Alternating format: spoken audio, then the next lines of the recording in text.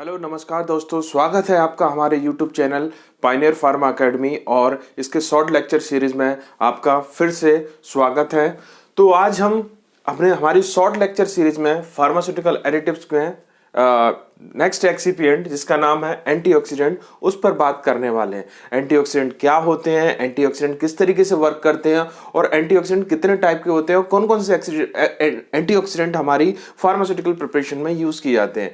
Antioxidant के बारे में मैं एक लाइन में बोलूं कि ऐसे कंपाउंड, ऐसे सब्सटेंसेस जो कि फार्मास्यूटिकल प्रिपरेशन की स्टेबिलिटी को एनहांस करने का काम करते हैं, ऐसे कंपाउंड एंटीऑक्सीडेंट्स कहलाते हैं। इनको हम स्टेबलाइजर की एक कैटेगरी भी मान सकते हैं। इसके अलावा आपके दिमाग में चल रहा हो, इसके अलावा और कौन कौन से स्टेबलाइजर होते हैं जो कि फार्मास्यूटिकल प्रिपरेशन की स्टेबिलिटी को एनहांस करते हैं, तो आपको पता होना चाहिए कि प्रिजर्वेटिव भी एक स्टेबलाइजर होते हैं और बफर भी स्टेबलाइजर कैटेगरी में आते हैं। तो आज हम बात करने वाले एंटीऑक्सीडेंट के बारे में। तो जैसे कि आपको नाम से पता चल रहा है, एंटी मतलब अपोज करना। किसका अपोज करना? ऑक्सीडेशन का। तो ऐसे कंपाउंड, ऐसे सब्सटेंसेस जो फार्मास्यूटिकल प्रिपरेशन में ऐड होने पर वो उस फार्मास्यूटिकल प्रिपरेशन का ऑक्सीडेशन के डिग्रेडेटिव इंपैक्ट से उसको प्रोटेक्शन देते हैं, वो एंटीऑक्सीडेंट कहलाते हैं। या फिर हम ऐसे बोल सकते हैं, compound which oppose the oxidation effect. Oxidation क्या होता है आपको पता है। फार्मास्यूटिकल प्रिपरेशन के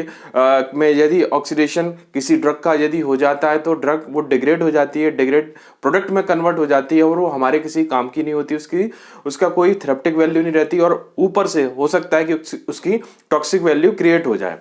तो या फिर हम बोल सकते हैं कि ऐसे कंपाउंड, ऐसे सब्सटेंसेस, ऐसी प्रिपरेशन, फार्मास्यूटिकल प्रिपरेशन जो कि प्रिवेंशन करती हैं डिग्रेडेटिव इफेक्ट ऑफ ऑक्सीजन से आपने हमारी फार्मास्यूटिकल प्रिपरेशन में।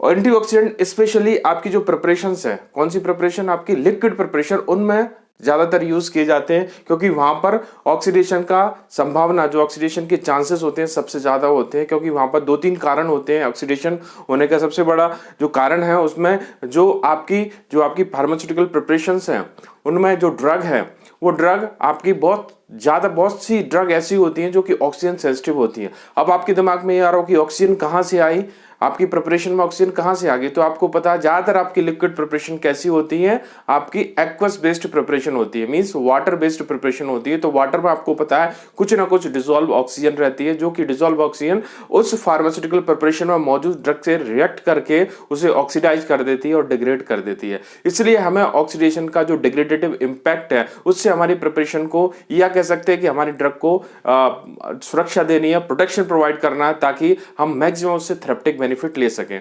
तो इसके लिए हम कुछ सब्सटेंसेस, कुछ कंपाउंड एज पर दी अवर रिक्वायरमेंट हम यूज करते हैं, उन्हें हम क्या बोलते हैं? एंटीऑक्सीडेंट्स। तो एंटीऑक्सीडेंट को बेसिकली 4 कैटेगरी में डिवाइड किया गया है। Category number 1 reducing agent, category number 2 chain blocking agent, category number 3 synergist और कैटेगरी नंबर 4 चीलेटिंग एजेंट।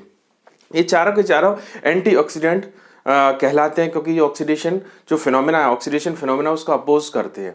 और भी डिग्रेडेटिव मैकेनिज्म होती है, लेकिन मैं यहाँ पर ऑक्सीडेशन के बारे में ही बात करूंगा क्योंकि हम एंटीऑक्सीडेंट के बारे में बात करते हैं। फिर भी मैं आपको शॉर्ट में, ब्रीफ में बता दूं, ऑक्सीडेशन के अलावा हाइड्रोलिसिस और रिडक्शन, पॉलीमराइजेशन, एपिमराइजेशन जैसी बहुत सारी रिएक्शंस होती हैं जिससे कंपाउंड फार्मास्यूटिकल प्रिपरेशन में मौजूद ड्रग, डिफरेंट टाइप की ड्रग्स डिग्रेड हो सकती है। लेकिन यदि हम बात करें तो ऑक्सीडेशन एक बड़ी प्रॉब्लम है, बड़ी समस्या है ड्रग की स्टेबिलिटी के पॉइंट ऑफ व्यू से। तो उसके लिए हम different mode of action use करते हुए डिफरेंट टाइप के हम एंटीऑक्सीडेंट यूज कर सकते हैं। उनके मोड ऑफ एक्शन के बेस पर उनको हमने 4 कैटेगरी में डिवाइड किया है। कैटेगरी नंबर 1 रिड्यूसिंग एजेंट, जैसे नाम से पता चल रहा है आपको, ऐसे कंपाउंड जो कि रिडक्शन का काम करते हैं, मींस खुद ऑक्सीडाइज हो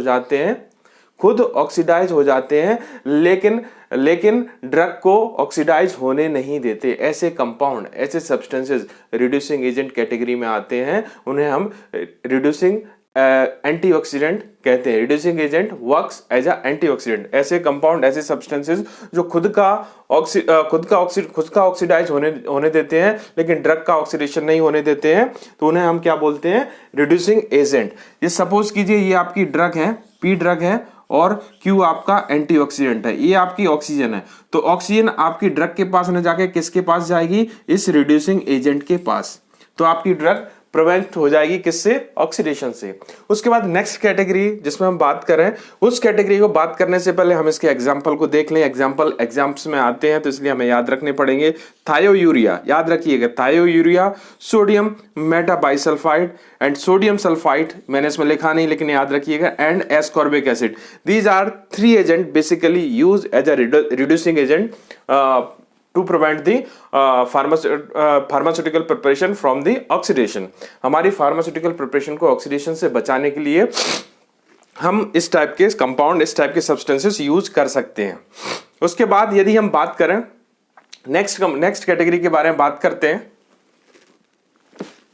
नेक्स्ट कैटेगरी जिसके बारे में हम बात कर सकते हैं उस कैटेगरी का नाम है chain blocking agent.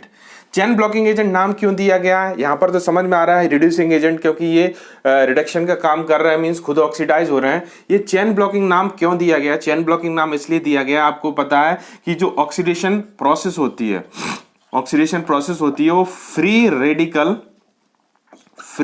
Radical chain reaction होती है, जिसमें फ्री रेडिकल्स बनते हैं, डिफरेंट टाइप के फ्री रेडिकल्स बन सकते हैं।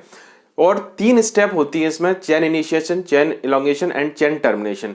तो ये चेन ब्लॉकिंग एजेंट किसी भी स्टेप पर जाकर उन फ्री रेडिकल को ब्लॉक कर देते हैं, जिसके कारण वो चेन रिएक्शन जिसको हम ऑक्सीडेशन बोल रहे हैं वो ब्लॉक हो जाती है। इसके लिए जो एजेंट यूज होते हैं वो BHA, butyrated hydroxy anisole, BHA means butyrated hydroxy anisole and BHT means butyrated hydroxy toluene. ये 2 एजेंट बहुत आयत as a chain blocking agent as a antioxidant use किए जाते हैं। इसके अलावा एस्कॉर्बिक एसिड एस्टस भी as a chain blocking agent हम यूज कर सकते हैं एंटीऑक्सीडेंट इंपैक्ट के लिए। उसके बाद थर्ड कैटेगरी आती है सिनर्जिस्ट। मींस सिनर्जिस्ट का मतलब क्या होता है कि सिंगल आपका कंपाउंड वो इतना कैपेबल नहीं है कि आपकी प्रिपरेशन को ऑक्सीडेशन के इंपैक्ट से बचा सके, लेकिन उसके साथ में कोई एक और ऐड कर दें, तब वो 2 मिलकर उस प्रिपरेशन को ऑक्सीडेशन के इंपैक्ट से बचा सकते हैं। Means as a effective antioxidant काम कर सकते हैं। और जो इंपैक्ट आता है वो उसे बोलते हैं हम सिनर्जिस्टिक इंपैक्ट।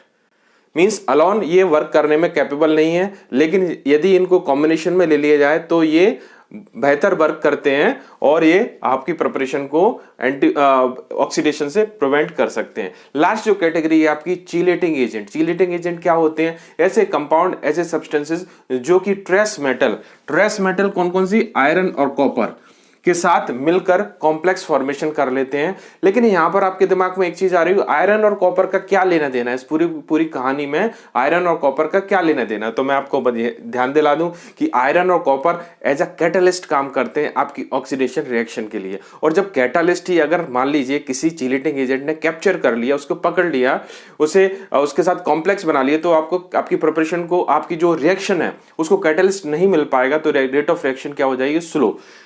इसलिए ये चीलेटिंग एजेंट हम एज ए एंटीऑक्सीडेंट भी यूज कर सकते हैं। इसका मेन एग्जांपल है जो EDTA सबसे मोस्ट कॉमनली यूज होने वाला चीलेटिंग एजेंट होता है।